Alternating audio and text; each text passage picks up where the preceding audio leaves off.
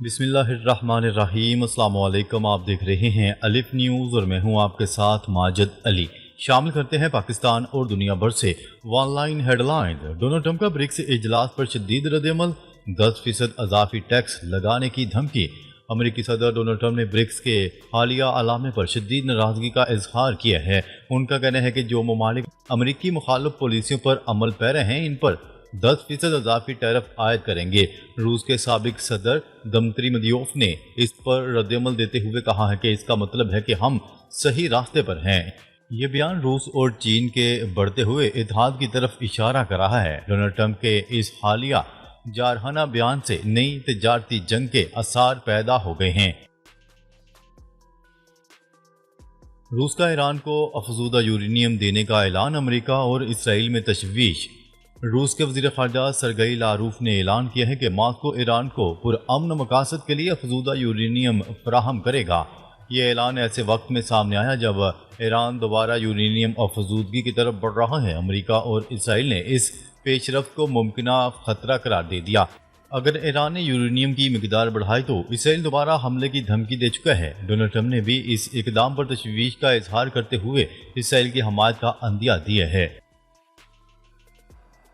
ایران پر اسرائیلی حملوں کے بعد امریکہ کی ہتھیاروں کی ترسیل پر وضاحت۔ ڈونلڈ ٹرمپ انتظامیہ پر الزام تھا کہ یوکرین کو دی جانے والی ہتھیاروں کی سپلائی روک دی گئی ہے، تاہم ڈونلڈ ٹرمپ نے وضاحت دی ہے کہ ہتھیاروں کی سپلائی صرف ریویو کے لیے رکی ہے، بند نہیں کی گئی۔ انہوں نے یہ بھی کہا ہے کہ اسرائیل کے حالیہ حملوں کے بعد امریکی اسلحے کے ذخائر کا جائزہ لینا ناگزیر تھا۔ ڈونلڈ ٹرمپ کا کہنا تھا کہ یوکرین کو مزید ہتھیار دیے جائیں گے کیونکہ روس کے حملے بہت شدید ہو چکے ہیں۔ یورپی یونین اور امریکی سینیٹر کا روس پر سخت ترین پابندیوں کا پلان۔ یورپی یونین نے اعلان کیا ہے کہ وہ روس پر سخت ترین اقتصادی پابندیاں عائد کرنے جا رہا ہے۔ فرانسیسی وزیر خارجہ کا کہنا ہے کہ یہ اقدام امریکی سینیٹرز کے ساتھ مکمل ہم آہنگی کے ساتھ کیا جائے گا۔ وجہ یہ ہے کہ امریکہ میں روس مخالف پابندیوں کا ایک بل رکا ہوا ہے جسے ڈونلڈ ٹرمپ نے مؤخر کر دیا تھا۔ اب یورپی یونین چاہتا ہے کہ وہ امریکی قانون سازوں کے ساتھ مل کر اس قانون کو فعال کرے۔ اگر یہ پابندیاں نافذ ہو جاتی ہیں تو روس کی معیشت کو بڑا دھچکا لگ سکتا ہے۔ روس، ایران، اسرائیل اور یوکرین کے درمیان نئی عالمی صف بندی کی جھلک۔ روس، ایران اور اسرائیل کے درمیان بدلتی ہوئی پوزیشن عالمی منظرنامے میں بڑی تبدیلی کا پیش خیمہ بن سکتی ہے۔ روسی حمایت سے ایران کو ایٹمی توانائی دینے کی بات امریکہ اور اسرائیل کو الجھن میں ڈال رہی ہے۔ دوسری جانب امریکہ یوکرین کو دوبارہ ہتھیار دینے کی تیاری میں ہے تاکہ روسی حملوں کو روکا جا سکے۔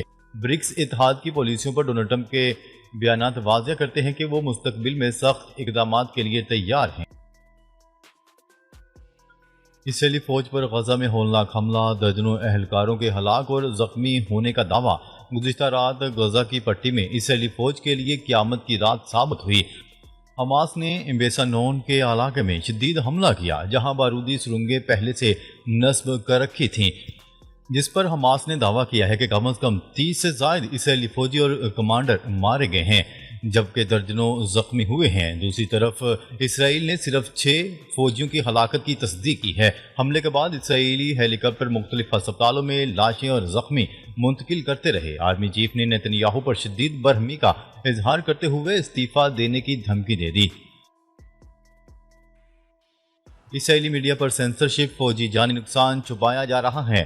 اسرائیلی میڈیا نے الزام عائد کرتے ہوئے کہا ہے کہ فوجی اصل ہلاکتیں چھپا رہے ہیں۔ صرف 5 فوجی شہید بتائے جا رہے ہیں جبکہ غیر ملکی میڈیا 30 سے زائد ہلاکتوں کی تصدیق کر رہا ہے۔ جرمن، برطانوی اور امریکی صحافیوں نے دعویٰ کیا ہے کہ اسرائیلی فوجی اڈے تباہ ہو چکے ہیں۔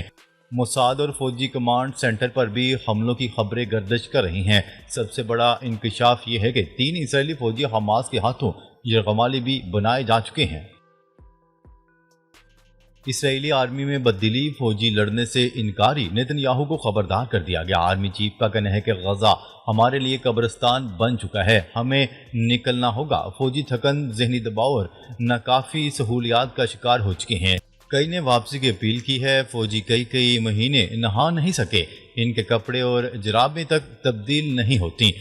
انہیں ڈائپرز میں رکھا جا رہا ہے تاکہ محاذ نہ چھوڑیں، لیکن وہ نفسیاتی حد پر پہنچ چکے ہیں۔ غزہ میں اب ان کا سامنا ایسے جنگجوؤں سے ہے جو اپنی جان کی پرواہ کیے بغیر لڑ رہے ہیں۔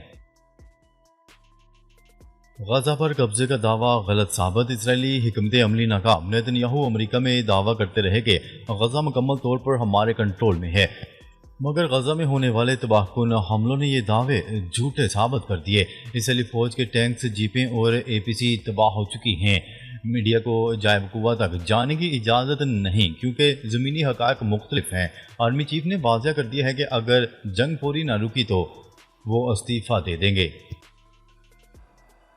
حماس کا اسرائیلی فوجیوں کے خلاف مزید حملے جاری رکھنے کا اعلان۔ غزہ کے شہر بیت حنون میں 5 اسرائیلی فوجی اہلکاروں کی ہلاکت کے بعد فلسطین کی مزاحمتی تنظیم حماس نے آپریشن جاری رکھنے کا اعلان کر دیا۔ نیوز رپورٹ کے مطابق حماس کے عسکری ونگ القسام بریگیڈ کے ترجمان ابو عبیدہ نے اپنے بیان میں اسرائیلی فوج کو مزید نقصان پہنچانے کے عزم کا اعادہ کیا اور علاقے میں قابض فوج کی مسلسل موجودگی سے بھی خبردار کیا۔ جوہری پروگرام پر مذاکرات، ایران نے ڈونلڈ ٹرمپ کا دعویٰ مسترد کر دیا۔ ترجمان ایرانی وزارت خارجہ اسماعیل نے ایران اور امریکہ کے درمیان جوہری مذاکرات کے حوالے سے امریکی صدر ڈونلڈ ٹرمپ کا دعویٰ مسترد کر دیا۔ ایرانی خبررساں ادارے کی رپورٹ کے مطابق ترجمان وزارت خارجہ نے واضح کیا ہے کہ ہماری طرف سے امریکہ کو ملاقات کی کوئی درخواست نہیں کی گئی۔ یاد رہے کہ ڈونلڈ ٹرمپ نے اپنے حالیہ بیان میں دعویٰ کیا تھا کہ امریکہ ایران جوہری مذاکرات شیڈول پر واپس آ چکے ہیں۔ آنے والے دنوں میں ناروے کے شہر اوسلو میں ملاقات ہونے والی ہے۔ اسرائیل کی غزہ سے جزوی واپسی اور حماس کے بغیر مستقبل کا عندیہ۔ اسرائیل نے غزہ کے بیشتر زیر قبضہ علاقے خالی کرنے پر آمادگی ظاہر کرتے ہوئے عندیہ دیا ہے کہ آئندہ دنوں میں غزہ کو حماس سے پاک کر دیا جائے گا۔ اسرائیلی وزیر دفاع کے مطابق غزہ کے 75% حصے کو خالی کرنے کی تیاری کر چکے ہیں، جبکہ باقی 25% علاقے میں جنگ جاری رکھنا اب ضروری نہیں رہا۔ انہوں نے کہا ہے کہ باقی علاقوں میں کارروائیوں سے یرغمالیوں کی جانوں کو خطرات لاحق ہو سکتے ہیں۔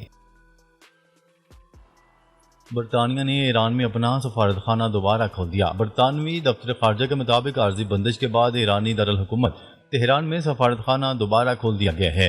واضح رہے کہ گزشتہ ماہ ایران اسرائیل جنگ کے بعد برطانیہ نے تہران میں اپنا سفارت خانہ عارضی طور پر بند کر کے اپنے سفارتی عملے کو بھی واپس بلا لیا تھا۔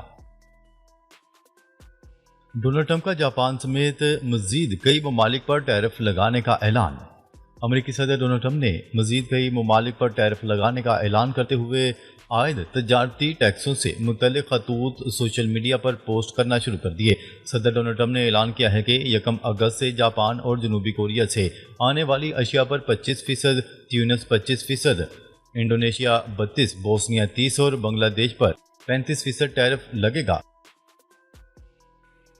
اسرائیل کے دوبارہ حملے کا خدشہ، ایرانی فوج کو ہائی الرٹ کر دیا گیا۔ ایرانی میڈیا کے مطابق ایرانی سپریم لیڈر آیت اللہ خامنائی کے مشیر نے واضح کیا ہے کہ اگر حملہ ہوا تو جوابی کارروائی پہلے سے کہیں زیادہ شدید ہوگی۔ ایرانی فوج کے ترجمان کا کہنا تھا کہ ملک کے خفیہ مقامات پر ہزاروں میزائل اور ڈرون تیار کھڑے ہیں۔ اس بار جنگ میں قدس فورس، نیوی اور آرمی کو مکمل طور پر استعمال کیا جائے گا۔ ڈونلڈ ٹرمپ کا ایران پر عائد پابندیاں اٹھانے کا اشارہ۔ غیر ملکی خبررساں ادارے کی رپورٹ کے مطابق میڈیا سے گفتگو کرتے ہوئے ڈونلڈ ٹرمپ کا کہنا تھا کہ مناسب وقت پر ایران پر عائد کردہ پابندیاں ہٹانا پسند کروں گا۔ امید ہے ایران اسرائیل جنگ ختم ہوگی، حماس کے ساتھ بھی جلد معاہدہ طے پا جائے گا۔ اسرائیلی وزیر اعظم نیتن یاہو سے ملاقات کے موقع پر ان کا کہنا تھا کہ ایران کے ساتھ مذاکرات کا وقت طے پا گیا، ایران پر اور حملہ نہیں کرنا پڑے گا۔ ایلون مسک کی امریکہ پارٹی ڈونلڈ ٹرمپ کے لیے خطرہ بن سکتی ہے، ماہرین نے خبردار کر دیا۔ امریکی صدر ڈونلڈ ٹرمپ نے ایلون مسک کی نئی سیاسی جماعت امریکہ پارٹی کو مضحکہ خیز قرار دے کر مسترد کر دیا تھا، مگر سیاسی مبصرین نے خبردار کرتے ہوئے کہا ہے کہ یہ جماعت ریپبلکن پارٹی کے لیے آئندہ انتخابات میں ایک سنگین خطرہ بن سکتی ہے۔ ایلون مسک نے گزشتہ ہفتے امریکہ پارٹی کا باقاعدہ اعلان کیا تھا، اگرچہ وہ پالیسیوں کے حوالے سے زیادہ تفصیل نہیں دے رہے، مگر سیاسی تجزیہ کاروں کا کہنا ہے کہ ایلون مسک آئندہ 2025 کے وسط مدتی انتخابات میں امریکی ایوان نمائندگان اور سینٹ کی چند نشستوں کو ہدف بنائیں گے۔ امریکہ نے شامی صدر کی تنظیم کو دہشت گردی کی فہرست سے نکال دیا۔ امریکی صدر ڈونلڈ ٹرمپ کی انتظامیہ نے شام کے نئے صدر کی قیادت میں کام کرنے والے گروہ تحریر الشام کی دہشت گرد تنظیم کی حیثیت ختم کرنے کا فیصلہ کیا ہے، جس کا آج سے نفاذ کیا جا رہا ہے۔ امریکی وزیر خارجہ مارکو روبیو کا کہنا تھا کہ یہ فیصلہ نئے شامی صدر احمد الشرع کی قیادت میں حکومت کی مثبت کارروائیوں کو تسلیم کرتا ہے۔ یہ اقدام سابق صدر بشار الاسد کی گزشتہ سال کے آخر میں برطرفی کے بعد قائم ہونے والی شام کی عبوری حکومت سے وسیع تر امریکی روابط کا حصہ ہے۔ ناظرین، اب تک کے لیے اتنا ہی۔ مزید خبریں لے کر بہت جلد آپ کی خدمت میں حاضر ہوں گے۔ تب تک کے لیے اپنا خیال رکھیے گا۔ اللہ نگہبان۔